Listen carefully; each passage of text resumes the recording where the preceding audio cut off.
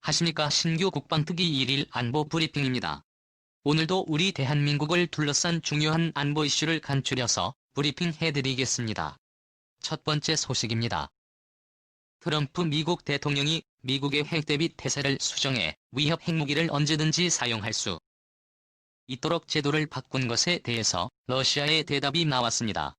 푸틴이 꼬리를 내린 모양새입니다.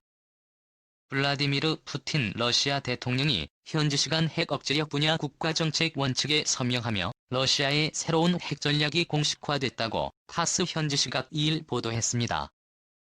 이번 국가정책 문서의 서두에는 러시아의 핵 억제력 분야 국가정책은 방어적 성격을 가지며 핵 억지력 행사를 위한 충분한 수준의 핵 전력을 유지하는 것을 지향한다라는 내용이 명시돼 있습니다. 이와 함께 러시아는 핵무기를 전적으로 아주 극단적이거나 불가피한 조처로만 사용하는 억지 수단으로 간주한다. 먼저 핵무기를 사용할 수 있는 구체적인 상황을 적시했는데요. 전술적으로 필요하다면 핵무기를 사용할 수 있도록 했던 미국과 달리 대단히 수세적인 내용을 담았습니다. 러시아는 러시아나 그 동맹국 영토를 공격하는 방법, 미사일 발사에 관한 확실한 정보가 입수되었을 경우에 즉시 러시아 또는 러시아 동맹국 영토에 핵무기나 대량 살상 무기를 사용했을 경우에 핵무기 사용 가능성을 제한했습니다. 러시아의 이 같은 핵정책은 대단히 공세적이었던 미국의 핵태세 검토 보고서의 내용과 상당히 대비되는데요. 푸틴이 트럼프에게 한 수 적은 것이 아니냐라는 평가가 이어지고 있습니다. 푸틴 대통령이 새로운 핵지침을 한다고 할 때는 우리가 가만 있지 않겠다 이렇게 했었거든요.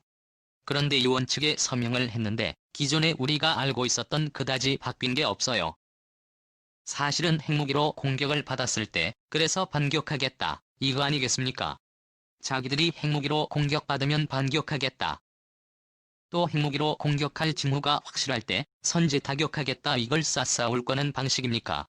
동맹국이 핵공격을 받았을 때 대량 살상 무기 공격을 받을 때 할 수 있다 이 정도예요. 그런데 미국은 작년에 핵태세 검토 보고서를 만들었고 그 핵태세 검토 보고서에 따라서 작년 2월에 미 합참이 핵무기 사용 지침서를 만들었습니다. 여기에 보면 미국은 언제든지 지금 필요하면 핵무기 사용할 수 있는 전술 핵무기를 예를 들어서 미국이 전구작 전에서 주도권을 잡지 못하고 있을 경우 핵무기를 사용한다. 그러니까 전투를 벌이는데 밀린다. 그러면 사용하는 것입니다. 그리고 휴전 협상을 벌이고 있을 때 그 휴전 협상의 조건을 유리하게 하기 위해서 사용한다. 휴전 협상하고 현대 핵무기 때려버려. 그래서 휴전에서 빨리 핵무기를 만들 줄 알아. 이렇게 되는 것이죠. 그리고 미국이 필요하다고 생각되면 언제든지 저의 집합체에다가 사용할 수 있다. 정말 과거 냉전시대 초창기 때나 보았던 그런 정도의 수준의 핵무기 사용 지침서를 미 합참이 작년에 만들었어요. 여기에 대해서 푸틴 대통령이 우리가 있지 않겠다 했는데 가만히 있을 거나 마찬가지입니다. 왜냐? 미국하고 군비 경쟁이 레이스를 펼치면 바로 1980년대 후반에 미국과 스타워즈 경쟁을 하다가 내려졌던 소련하고 똑같이 되는 것이죠. 지금 중국도 마찬가지예요. 미국하고 군비 경쟁하면 기축통화를 가지고 있는데 상대가 되겠습니까? 안 되죠. 그걸 이제 푸틴 러시아 대통령이 우려해서 우리는 도덕적인 국가라는 그런 명분을 이면서 우리는 데이데이가 있는 그런 국가라는 명분을 버리면서 자신의 권리를 왕창 말았다라는 말씀을 드리겠습니다. 두 번째 소식입니다. 미 공군이 F-35 전투기의 적방공망 대응 능력을 획기적으로 강화하는 성능 개량에 착수했습니다. 우리 공군이 도입하는 F-35 전투기에도 해당되는 사업입니다. 미 국방부가 전투기 로드 14와 15 물량 전체에 대해서 방공망 제압 시도와 적방공망 파괴도 능력을 부여하는 장비 추가 및 소프트웨어 개량 관련 36만 78만 달러 규모의 계약을 체결했다고 제인스가 현지 시각 1일 보도했습니다. 35 전투기와 일부 무장 장착 능력을 개선하는 이번 프로그램은 미 공군이 지난 2016년 F-35 전투기의 초고작전 여시 선포 당시 제외되어 있었던 방공망 대응 능력을 대대적으로 개선하는 작업입니다. 이번 개량을 통해서는 자체 보유한 센서를 이용해서 전파 정보를 확인하고 제명작전을 수행하는 능력을 갖출 예정이며 내부 무장창에 탑재하는 무장으로 적의 방공망을 직접 파괴하는 능력도 갖출 예정입니다. 이를 위해 30대에는 신형 미사일인 배지의 운용 능력이 부여될 예정이고 미래의 근거리 공격무기와 스티비 등 다양한 무장들의 내부 무장창 탑재가 가능해질 전망입니다. 높은 수준의 스텔스 능력과 센서 융합 능력을 보유한 앱의 방공망 제압 능력을 부여하는 것은 중국의 에이트 지역 내에서 미 공군의 작전을 보다 원활하게 하기 위한 목적인데요. 우리 공군의 약 35에도 이런 개량이 가해지면 북한의 밀집 방공망 130개의 비행단만으로도 하루면 초토화시킬 수 있을 것으로 기대됩니다. 정말 대단했습니다. 원래 방공망 잘 하려고 하면 방공망이 아시죠? 바로의 지대공 미사일들입니다. 지대공 미사일들이 있으니까 우리 전투기들이 못 들어가서 미사일만 맞으니까 그러면 지대공 미사일을 쏘려면 당연히 대공 레이더가 있어야 되겠죠. 레이더와 대공 레이더와 지대공 미사일을 한 세트예요. 이렇게 해서 북한은 2개의 바이브 기지 그리고 1개의 300 기지 그리고 1개 이상의 SA 수기지를 보유하고 있는 방공망 밀집 지역이죠. 이걸 미군이 이제 최초에 올라 전자전기가 들어와서 재민한 상태에서 그리고 이제 18 전투기가 들어와서 더 많이 들었죠. 파라이들이 날아오면 이것은 자신이 18F-15 전투기인 것처럼 모사를 해서 전파를 발사를 합니다.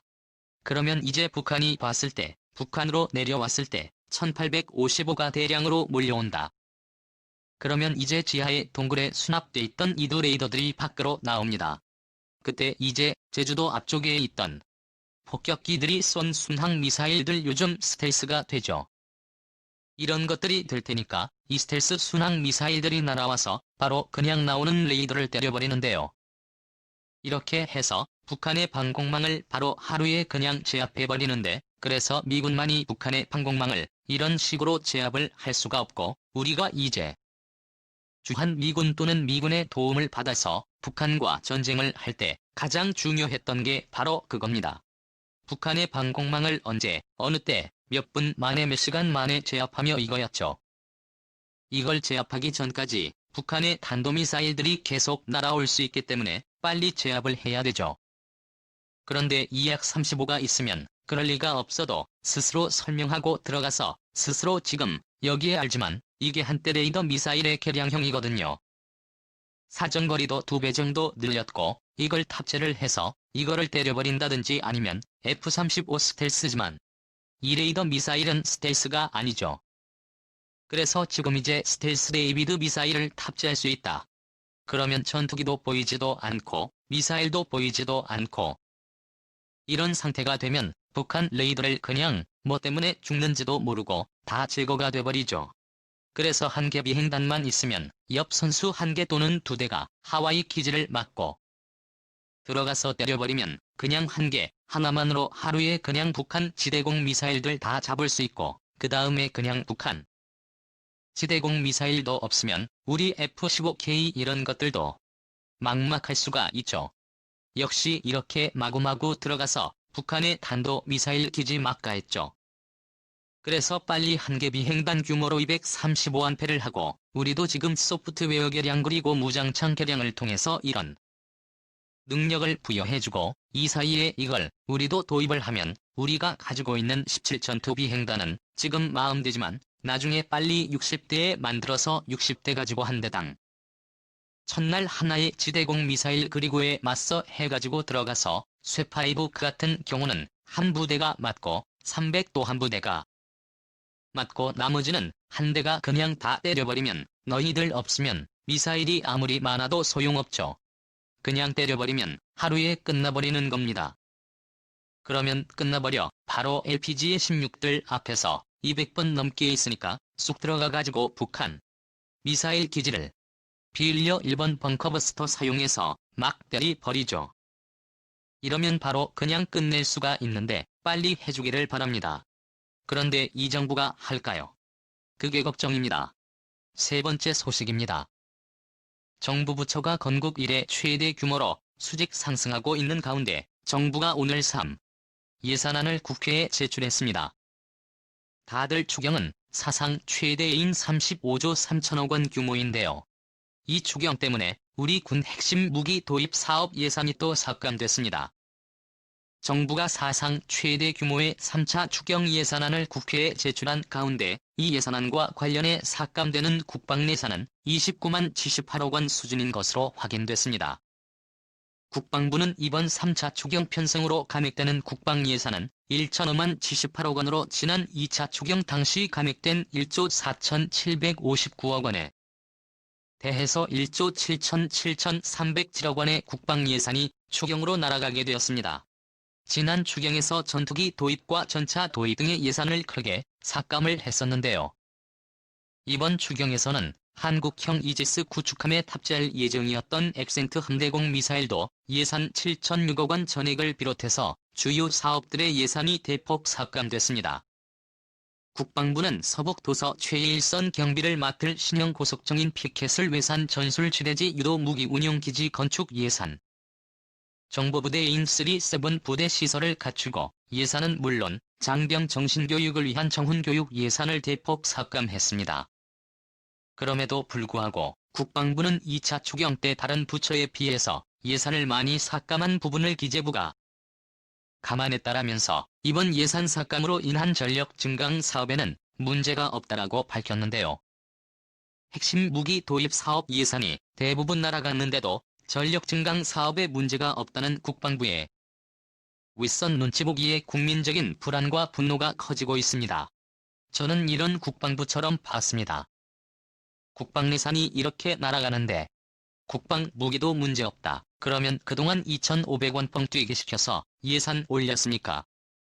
건법 두기 시작했으면 국가 예산을 낭비하려고 했으며 처벌해야 되겠네요. 과거에 이명박 정부 초창기 때는 이상희 국방부 장관이라고 있었습니다. 국방 예산을 내려고 하니까 대통령에게 편지를 썼어요. 이러면 안 된다라고 했다가 당시 장수만이라고 하는 실세 차관이 국방부 장관으로 와 있었는데 여기 있는 국방 예산 삭감하려고 들어온 사람이었어요. 차관 삭감하려고 하니까 장관이 대통령에게 편지를 보낸 겁니다. 이러면 안 된다. 이게 다 해가지고 잘려버렸죠. 얼마나 소신 있는 군인입니까? 그 정도 돼야죠. 내가 지휘하고 있는 국방부에 내가 몸담아왔던 40년을 몸담았던 군 이 코너의 군사력을 강화시키기 위한 총책임자요. 내가 비록 이 편지로 인해서 매일같이 날아가더라도 왜 그게 장관을 맡고 미니까 장관이라는 이 엄청난 자리를 줬으면 내가 부귀영화를 누리고 호의호식하고 엄청난 의전 받으라고 준 게 아니고 우리 군사력을 더 강화시키라고. 또 책임질 일이 있으면 책임지라고 또 앞에 나서서 너를 모두 가서 돌려주라고 나에게 엄청난 자리를 준 거 아니냐라고 생각할 뿐이죠. 그래서 편지 적어 잘렸습니다. 그렇지만 조금 많아요. 그 얘기는 뭡니까?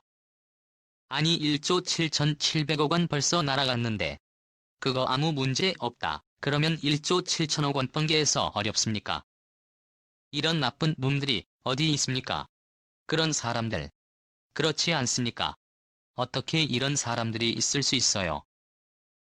는 국방부가 국방예산 심의를 하면 우리 같은 오피니언 리더들을 불러서 설명하고 방송에 또는 칼럼에 예의 이렇게 쓸 일이 있으면 다루어 주시고 방송 출연에 관련해서 이렇게 좀 해주세요. 이런 역할을 굉장히 많이 했어요. 지금 청와대에서 딱 내렸습니다. 그것만 하는데 급급하니까 어떻게 이런 사람들이 국방부라는 엄청난 이 핵심 부서를 맡아서 운영하고 있는지 기가 찰 노릇입니다. 세종시 안 가보십시오. 정부 부처들 다른 부처들 전부 집단적으로 모여있고 다 다닥다닥 붙어 있습니다. 박씨도 국방부만 이렇게 따로 서울 중심에 있는 이유가 뭐겠습니까? 그만큼 국방부가 중요하다는 거예요. 그런데 다른 부처라고 해서 우리는 조금 깎아졌으니까 황봉합니다. 이런 생각을 하고 있는 자들이 국방부를 맡아서 정말 그러면서 청와대 출신의 또는 현 정부 고위층하고 완전히 연결되는 이 청와대 수석급의 그런 인사가 사장으로 내려가 있는 카이에게 일감을 주기 위해서 세상에 1조 6천억 원을 더 들여 수리온도 생산해 주려고 블랙호크 수리했으면 되는데 6천억 원 들여 블랙호크 수리했으면 25년을 썼는데 그걸 수리원 3조 원 이상이 좀 더 들여서 주유 사주려고 하는 방법 도대체 누구 국방부이니까 정말 안타깝습니다. 감사합니다.